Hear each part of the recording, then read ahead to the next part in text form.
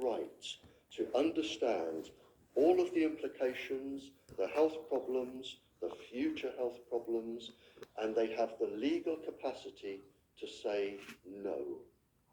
And where this is relevant here is that there is only one exception with the Nuremberg Treaty, and that is a doctor such as yourself may experiment on his or herself only.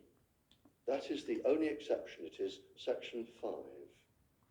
So no human being is allowed to be experimented upon.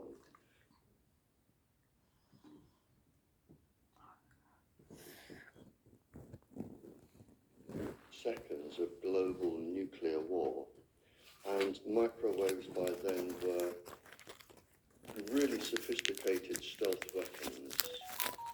And a part of my job was to find out from any spies who had been captured what the current knowledge was. Alice, this technology is truly frightening, really frightening.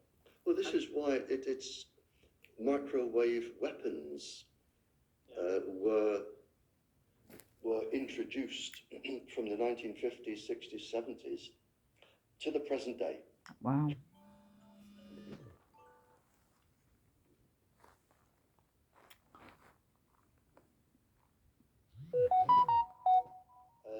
And this is another level of proof.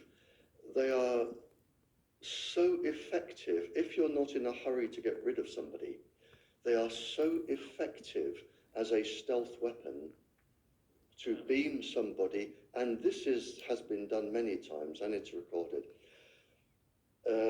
You can beam people you don't like as a government to give them cancer, breast cancers, neurological illnesses. You can choose what you want them to get. You can choose? Oh, you can choose. You can choose which pulse frequency you want to affect the brain with. You can choose the level of microwave irradiation and the speed that you want them to become ill. It really is a perfect stealth weapon, and all you need to do is rent a house opposite someone you want to get rid of, or a group of people you want to get rid of, and just beam them.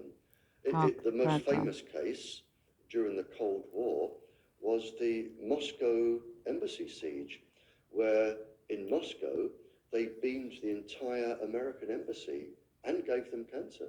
Wow.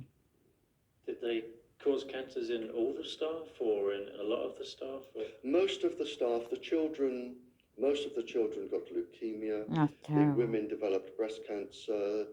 The gentlemen developed cancers. I think after about 18 months, the entire staff was changed, and then the following 18 months, the entire staff was changed again. And by that time, people realized what was going on, and they found that they were being irradiated by microwaves. And rather than say, oh, isn't this disgusting? What have we sunk to? They thought, isn't this wonderful? Let's develop this for ourselves. Good God. And governments today are still perfecting microwave warfare. Still to this day, they're working on the weaponry. Still to this day, 2010, they are still perfecting the pulse frequencies. It's got very, very sophisticated.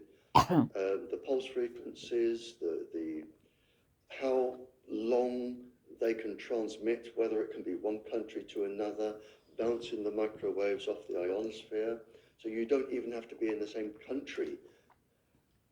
Bouncing the microwaves off the ionosphere, a lot of people won't have heard of this technology. You're talking about If you have a super transmitter, the microwaves, if you beam them, it's only a simple basic trigonometry.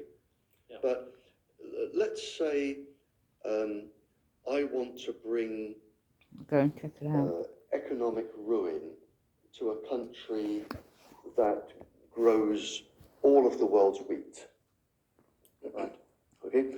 All I have to do is beam microwaves up to the ionosphere, which is like an invisible cloud around the planet, an ion cloud around the planet. The microwaves going up at a set angle will reflect off down onto this country. And if I continuously Look at that. beam the wheat Back in this field, 2010 or the interview. cattle, or the sheep, I can And this is a channel. I can reduce the immune system of the plants